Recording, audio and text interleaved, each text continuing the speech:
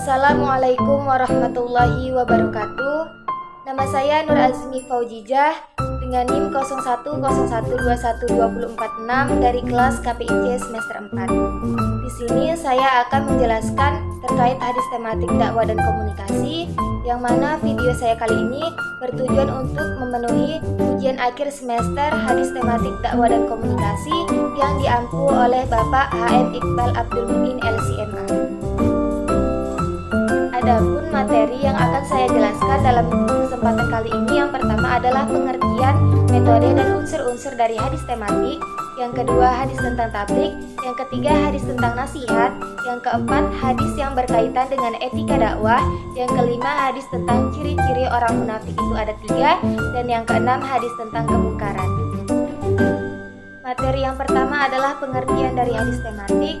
Sebagaimana yang kita ketahui bahwa hadis adalah segala sesuatu yang dinisbatkan atau disandarkan kepada Nabi Muhammad SAW, baik itu berupa perkataan, perbuatan, ketetapan maupun sifatnya setelah Nabi diangkat menjadi Rasul.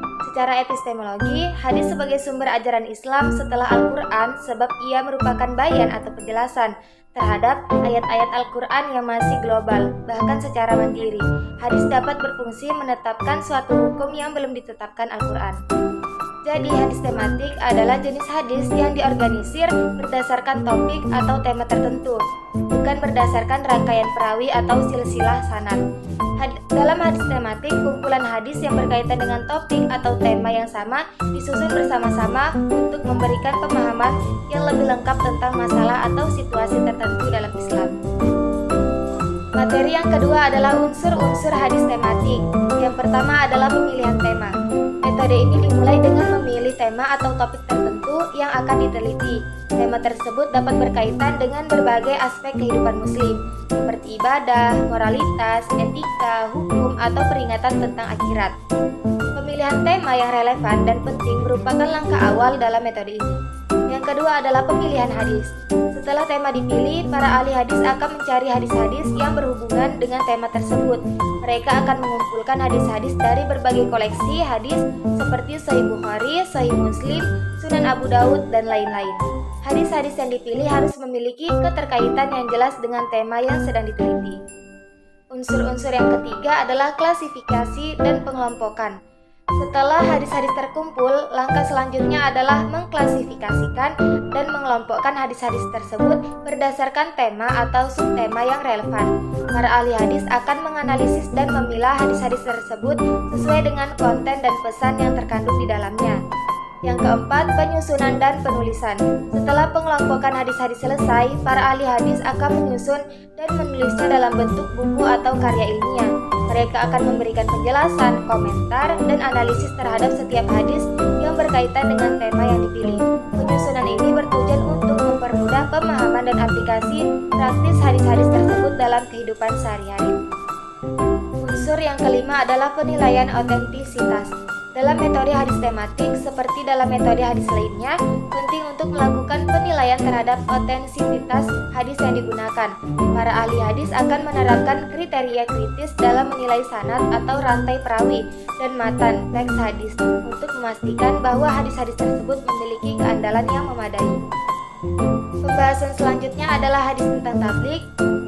Da'a ila hudan kana lahu minal ajri mithlu ajuri man tabi'ahu la yanqusu dzalika min ujurihim syai'a, yang artinya barang siapa memberi petunjuk pada kebaikan maka ia akan mendapatkan pahala seperti pahala orang yang mengikuti ajakannya tanpa mengurangi pahala mereka sedikit pun juga.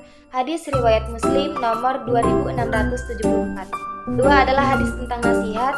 Man Abi Ruqiyah Tamim ibnu Aus Ad-Dari radhiyallahu ta'ala anhu anna Nabiyya sallallahu alaihi wa alihi wasallam qala ad-dinun nasiha qulna liman qala Allahi wa li kitabihi wa li rusulihi wa li a'immatihil muslimina wa ammatihim wahul muslim, yang artinya dari Abu Ruqiyah Tamim bin Aus Ad-Dari radhiyallahu radhiyallahu anhu, ia berkata bahwa Nabi Shallallahu alaihi wasallam bersabda, "Agama adalah nasihat." Kami bertanya, "Untuk siapa?"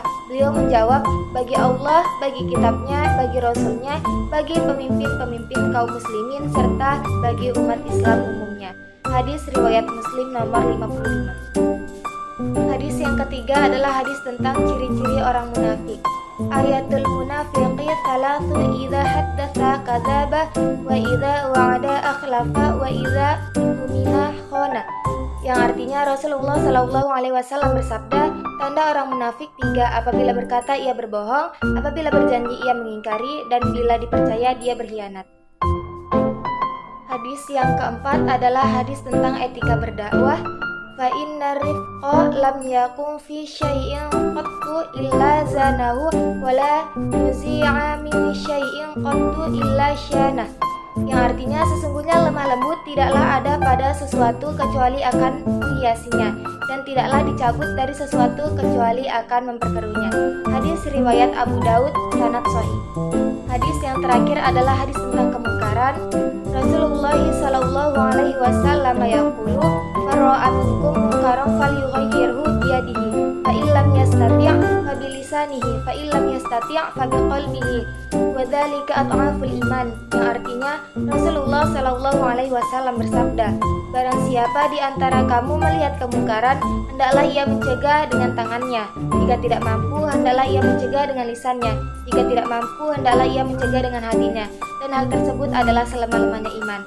Hadis riwayat Muslim nomor 70. Demikianlah penjelasan video saya. Semoga bermanfaat untuk kita semua. Akhirul kalam, wabillahi taufiq wal hidayah. Wassalamualaikum warahmatullahi wabarakatuh.